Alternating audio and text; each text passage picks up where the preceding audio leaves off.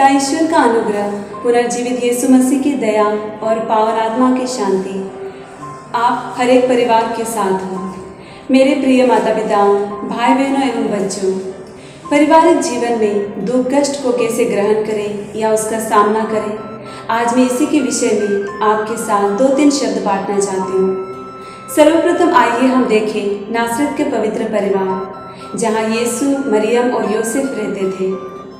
ईश पुत्र यीशु को देखभाल करने के लिए, उसकी रक्षा करने के लिए माँ मरियम और संत योसेफ ने क्या क्या दुख नहीं सहे थे। बेथलेहम से होकर इजिप्ट तक की पलायन और वहाँ से फिर नासरत की ओर इतनी दूरी यात्रा और नासरत में उन तीनों का दैनिक जीवन। वो दंपति इतने धार्मिक होने के बावजूद भी अगर इतना दुख सहा है बिना शिकायत करते हुए, तो हम अपना दैनिक जीवन में छोटे मोटे दुख आने पर क्यों शिकायत करते हैं। पारिवारिक जीवन में बहुत कुछ कारण हो सकते हैं, दुख तकलीफ़ें आ जाती हैं, बहुत सारी समस्याएं हैं और हमारे आंसुओं के बहुत सारे वजह हो सकते हैं। कभी माँ बाप अपने बच्चों को बोझ मानते हैं, तो कभी बच्चे अपने माँ बाप को बोझ मानते हैं। अपने ही लोग अपने दुश्मन और विरोधी हो जाते हैं। कभी तो हम अपना दुख तकलीफ़ें दूसरों के साथ बांट सकते हैं, तो कभी बता नहीं पाते हैं और वो गुप्त ही रह जाता है। इन सब परिस्थितियों में हम अक्सर यही सवाल करते हैं प्रभु से कि प्रभु, क्या तू मेरी प्रार्थना को नहीं सुनता? क्या तू यहाँ उपस्थित है? हम अक्सर यही सवाल करते हैं, प्रभु तू कहाँ है? क्या हमने कभी पूछा है प्रभु से, प्रभु आप कैसे हैं? उसी को अगर हम बोलेंगे अंग्रेजी से कि वेयर आर यू जीसस, क्या हमने कभी पूछा है प्रभु की हालत, जीसस हाउ आर यू? हमारे दुख कष्ट के समय हमारे मनोभाव को देखकर क्या प्रभु यीशु दुखी है या खुश है? क्या प्रभु हम पर गौरव कर सकते हैं या आंसू बहाते हैं? अगर हम बार बार प्रार्थना करते हैं कि प्रभु मेरा दुख दर्द को हटाइए, मुझे बचाइए, तो हम उस डाकू के समान बनते हैं जो यीशु की निंदा करते हुए कहा था, प्रभु अगर आप मसीह हैं तो आपको और हमें बचाइए। मेरे प्रियजनों, इस डाकू के समान नहीं बल्कि उस भले डाकू के समान बने जिसने कहा था कि हमारा दंड तो न्याय संगत है, हम अपनी ही करने का फल भोग रहे हैं।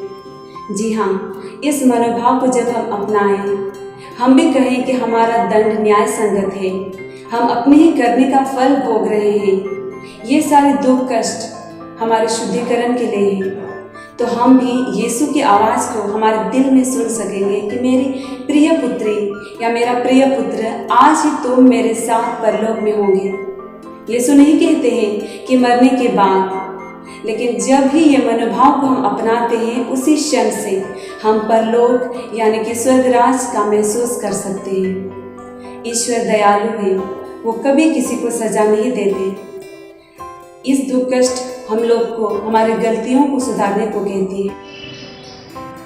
दूसरी बात यह है कि हमारे दुख कष्ट हमको हमारे विश्वास और प्रार्थना में दृढ़ रहने को सिखाती है। हम पवित्र ग्रंथ में पढ़ते हैं अय्यूब के बारे में, जो अपनी बुरी हालत में अपने 3 दोस्तों, इतना तक कि अपनी ही पत्नी उससे कहते हैं कि प्रभु को छोड़ दो, लेकिन अय्यूब का मुँह से छोटी सी शब्द, शिकायत के शब्द नहीं निकले और हम जानते हैं कि प्रभु उन्हें 2 गुना बढ़कर फिर से वापस दे देते हैं। जी हाँ, हम समझ लें कि शैतान भी शायद ईश्वर से अनुमति मांगकर ही हमारी परीक्षा ले रहा है कि हमारा विश्वास और प्रेम ईश्वर के प्रति कितना है। और तीसरी बात यह है, हमारे दुख कष्ट क्यों आते हैं? कभी कभी ईश्वर की महिमा प्रकट करने के लिए है।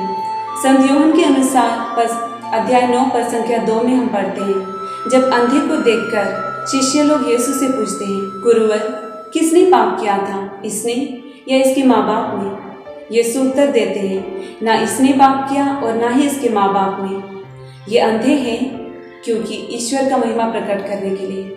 जी हाँ, हमारे जीवन में भी जब दुख कष्ट आते हैं, हमें याद करना है कि ये भी एक ईश्वर की महिमा के लिए है। ईश्वर के लिए कुछ भी असंभव नहीं है। ईश्वर सब कुछ जानता है, देखता है और सब कुछ कर सकता है।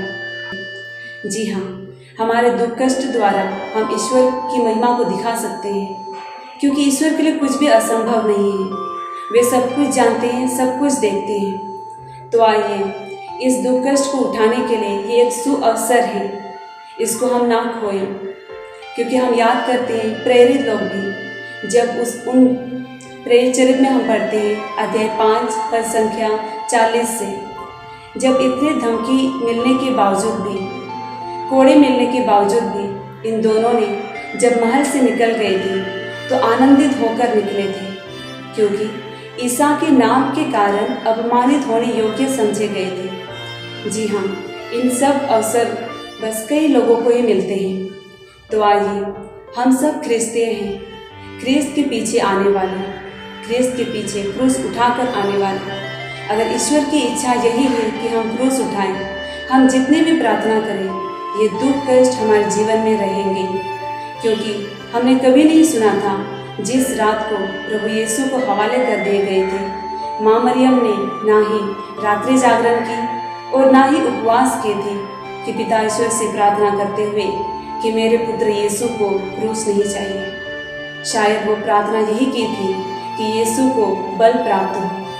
तो आइए हम भी आनंदित हो, क्योंकि हमें दुख कष्ट उठाने का मौका मिल रहा है। तो आइए मेरे प्रिय माता पिता, भाई बहनों एवं बच्चों, हमारी ज़िंदगी में अगर हम प्रभु यीशु के साथ क्रूस उठाएं, उसके साथ मरने को तैयार हो जाएं, तो हमें भी पिता ईश्वर यीशु को जैसे महिमान्वित किए थे, हमें भी वो महिमान्वित करेंगे।